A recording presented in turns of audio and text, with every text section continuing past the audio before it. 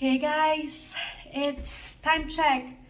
It's 6:15 Punta Cana Dominican Republic time. We arrived 4:15, I think. The airport, 45 minutes. 45 minutes ride, ground transport, and then finally got to our room. So I want to give you a room tour. I'm here in Punta Cana, Dominican Republic, Royalton Splash. So here, sorry guys, I'm kind of like starting to sniff. This is the washroom. There's a stand-up bath. It's pretty clean. And then here's the safe. There's a safe. Iron.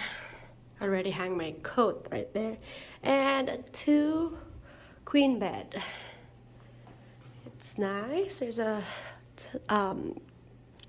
good sized television. And then they have this. They have water. Ooh, that's nice. And then this is my outside view. Ooh. I'm on the second.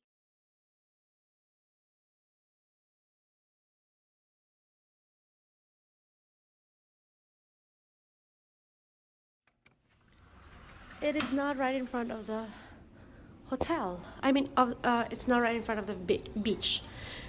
We have to walk, I think, 5 minutes to get to the beachfront.